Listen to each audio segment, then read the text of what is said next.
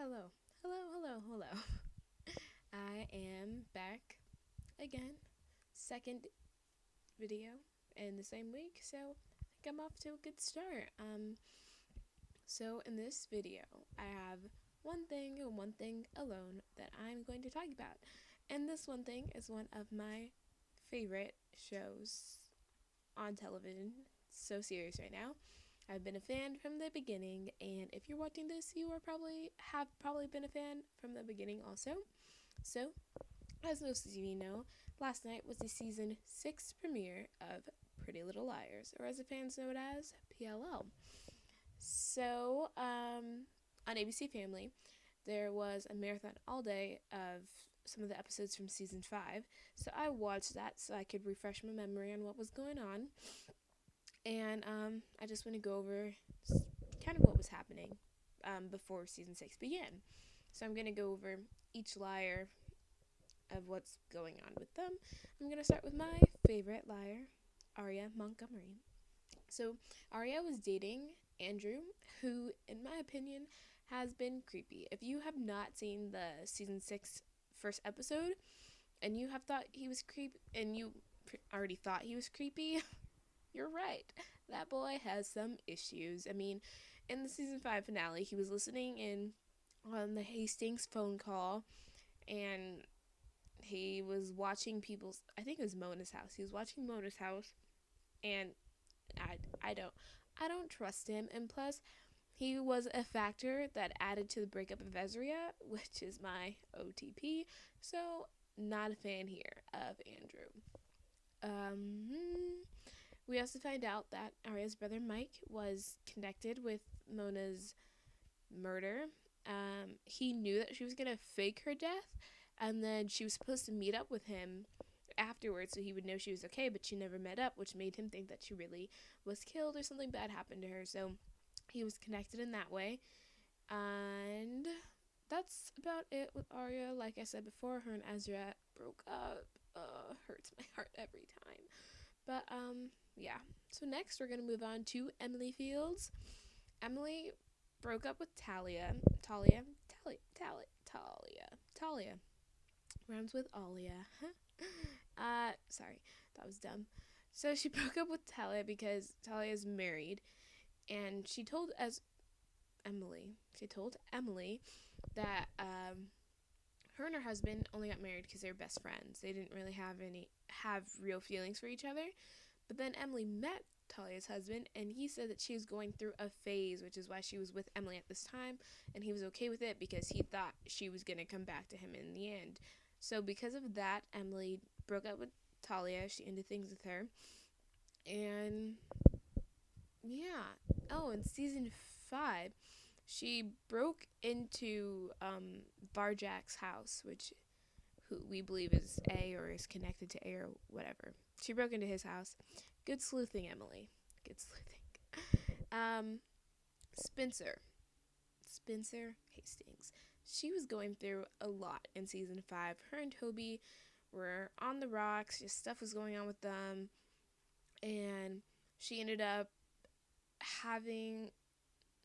She ended up going on this little adventure with a guy who was living in the house in their backyard. She ended up kissing him, and then she went to London to go to an interview for school, and then she ended up kissing her sister's roommate, which was that British guy. He was cute, so I don't blame her for that. But still, she was still technically with Toby. Like, her and Toby never broke up, even if he had stopped talking to her for a while. They were still a thing. They were still together. And I just feel like she was going through the motions and she needed to let herself go. So I understand, Spence. Just make sure you stay with Toby because everyone loves Spoby. Um, Hannah Marin. Hannah was arrested for being a part of Mona's death because they found Mona's clothing in that storage room. They found it in that storage room, yeah. And Hannah's blood was on the clothing. A planted her blood on there, so Hannah was now arrested for being I don't know if she's an accomplice or what, but she was arrested for Mona's murder. The girls were all arrested for Mona's murder and for being accomplices, and Mona's murder in the end. And as they were being transported to a prison, A kidnapped them and took them to that creepy dollhouse where he had each of their rooms, which is so weird. I was seriously confused. I thought they were dreaming at first, but then they're still in their prison wear. Yeah, it was crazy. And in that dollhouse, they found out that Mona is indeed alive. And when I saw that Mona was alive, I was so happy. Because as villains go in television shows, Mona was freaking boss. She was the biggest boss on PLL. She was so smart. She had all those computer skills. And yeah. And even though she was crazy, I loved Mona. And I'm so happy they kept her alive. Uh, Spencer ended up finding out A's real name because there's these blocks on a shelf, and she was mixing them up in her mind, and she figured out that I keep saying Charles because I'm used to calling him Charles now because A is Charles. She figured out that the letters spelled Charles, so we now know A's name. Spencer also figured out that Charles is indeed a dealer in Tess. She looked at this video of Mrs. De Laurentiis, Allison, Jason, and a mystery child who was Charles. So, yeah, she was super sleuth too. They're getting so smart now. I'm so proud of them. So Charles threw them this creepy prom, as you guys remember, and they were able to temporarily blind him, and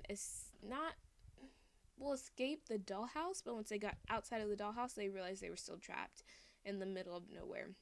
And as punishment, in season 6, we see that Charles leaves them out there for days without food or water, and they just have to kind of live like that for a while.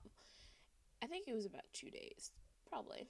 And once they're actually let back inside of the dollhouse, they go through some type of torture or something. We don't even know what happens. But when the girls come out 3 weeks later, they are changed, and we don't even know what happened. They say they don't want to talk about it, and we can only guess how bad it is. I mean, Charles knows all their secrets. He could use anything to torture them. So that was actually really scary. I mean, I read some interviews online, and they said this is going to be the darkest season of PLL. So we don't even know what to expect from it. Going back to season 5 just real quick, we noticed that while the girls are missing, their boys stepped up. They stepped up so well. I mean, they were being spy-ish, I guess you could say. They were tracking them down, looking for where their car had last been seen. They were doing more than the police were doing, honestly, so I'm super proud of them. But let's step right back into season 6. So when the episode first begins, I think it's before we even see what happens to the girls, we notice that there is another girl in the dollhouse, and we don't know who she is at first. Well, yeah, we just don't know who she is. She's dressed like Allison. She has long blonde hair, and she's wearing that frilly yellow shirt, but we don't know who she is. Her room doesn't look to be locked, and she's drawing on the walls, and she's got a bunch of the thing where anyway, she's got a bunch of marks marking how long she's been in there, and it looks like a very long time. So that's our mystery girl in the beginning. We found out who she is later in the episode. I personally made a discovery. So we know that Charles is a De Laurentiis, and there have been talks on sites that he is Jason's twin. Now, if Charles is Jason's twin, that means that he is Spencer's half brother. And Spencer mentions that when she saw Charles, it felt like she had seen a cousin or someone she had played with when she was younger. And that might have been the case, because Spencer could have definitely seen her own brother. Just throwing that out there, thinking about it, I think it's true. When they are finally let into Allie's room, and Mona's not in there, but there are a bunch of boxes of things of Allison, the real Allison's things in there. So we see that Charles is planning to bring Allie there. He gets a box for all the girls of just stuff from their homes, and it shows that he wants them to stay there probably forever. Um, Once they are let back inside, Charles, before the torture, no, is it before the torture? Before the torture, he has them in this weird morgue situation, which was creepy in my opinion. So I guess he was trying to show what would happen to them if they disobeyed him again. I mean, the torture would have been enough for me, but just saying. Since in the finale of season 5, Tanner finds A's lair, and there's a bunch of cameras of the dollhouse, and they know that the girls were indeed kidnapped, and they know that Mona is alive. So because Mona is alive, Allison is let go. Well, she's no longer being convicted for Mona's murder. So congrats, Allie, you're free. Yeah, but your friends are still missing. So she was very torn up about that. Andrew is also missing. Told you that boy was sketch. Now he's missing, and they are saying he was obsessed with the girls. And they think that he is the one who is A. I could see it. I mean, he was very weird and creepy and overly involved in the girl's life over the years. So who knows? Maybe he is. I mean, he was saying all that weird stuff about Mona in season 5 to Arya. So I think he's A. I'd believe it. He's creepy. I don't trust him. While the girls are missing, the boys, once again, stepping up their game, being spies and crap. They're so cool. I mean, they got all these computers. They're doing stuff more than the cops are doing. I applaud them for all of their work. They're bosses, all of them. The girls, so like I said before, after they are let out from their torture, it's been 3 weeks since they had seen each other, and they all come back just changed, and I'm very curious to what happened to them, but they don't want to talk about it, obviously. Mona, her punishment was being put in a hole by herself, and A just comes and sees her, and then he leaves, and she looks so torn. I mean, being alone for 3 weeks with nothing, without even sunlight, I couldn't even imagine it. The girls, when they are allowed to see the boxes of Allie's things, they find a newspaper which talks about them and their families are, and how their families are dealing with the girls being missing. Hannah's mom was so depressed, she became physically sick, so they had to take her to the hospital. And it's just really affecting the girls knowing that their families are suffering so much from their being missing.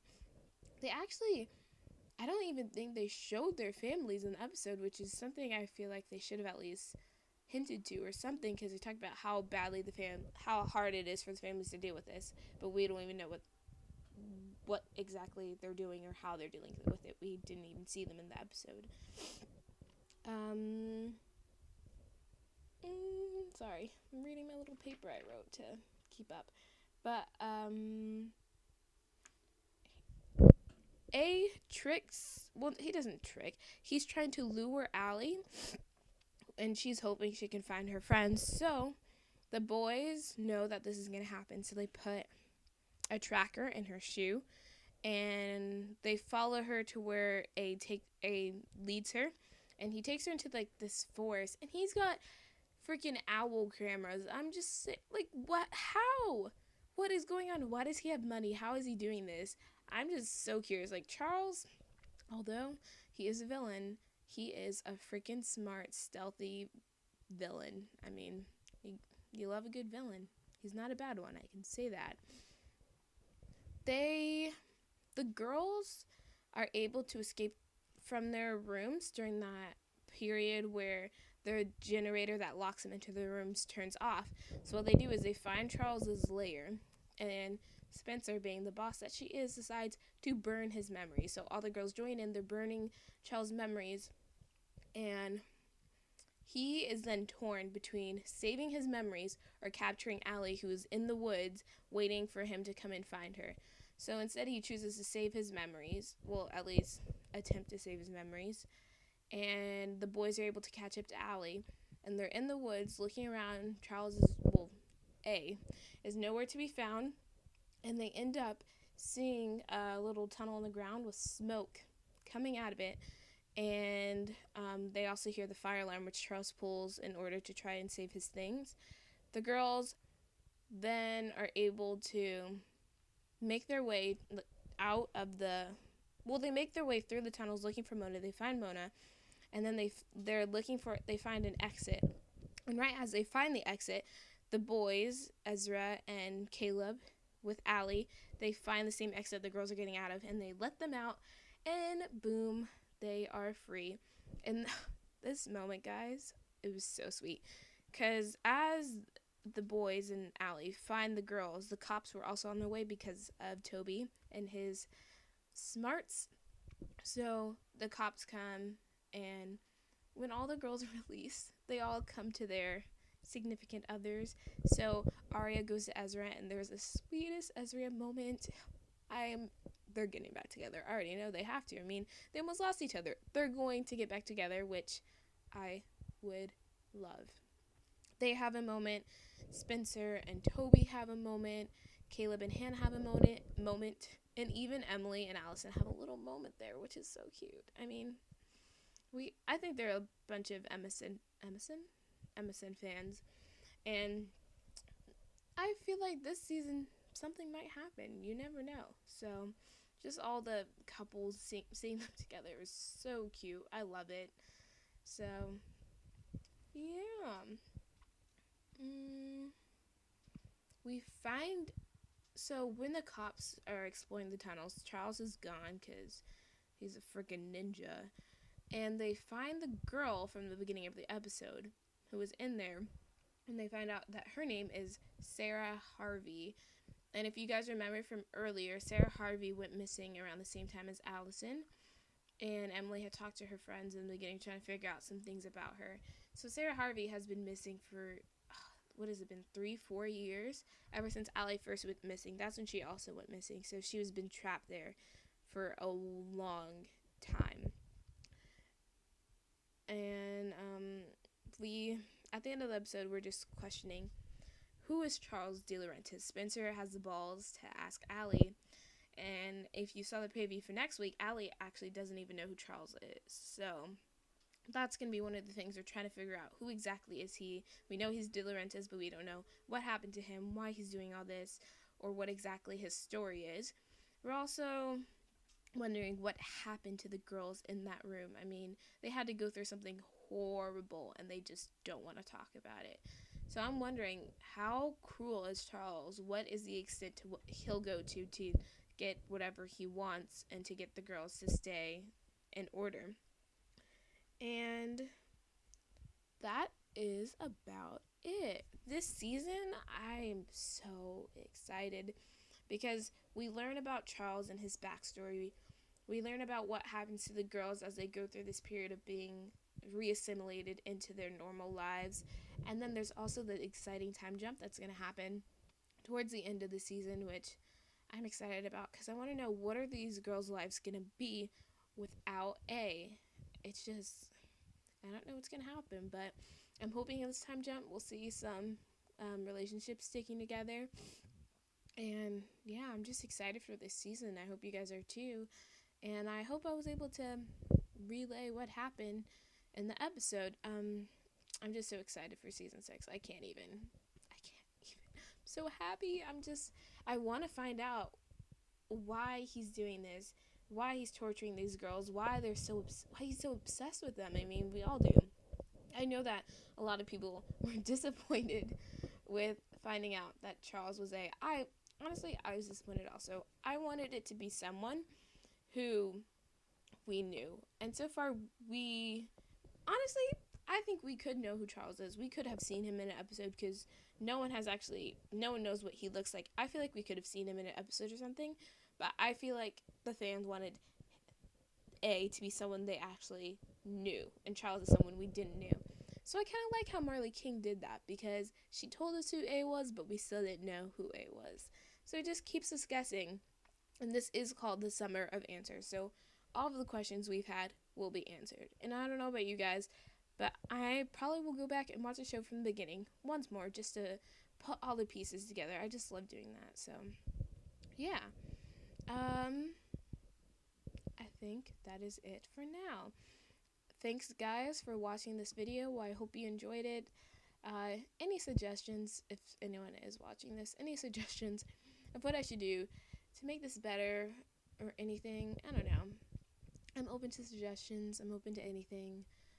I hope someone actually does watch this, but yeah, I will probably be back on here tomorrow to talk about Finding Carter. Oh, it came on last night also, but I have to wait for my sister to watch it. So we'll see how that works out. But thanks for watching. Subscribe, please, and tell friends and family. Tell strangers on the street. I don't care. Just tell someone, please. I don't want. Oh, I'm gonna cut that out. But thank you for watching. Have a wonderful week. Watch some good shows, and I will see you tomorrow. Actually, you'll see me tomorrow. Goodbye. Oh, I just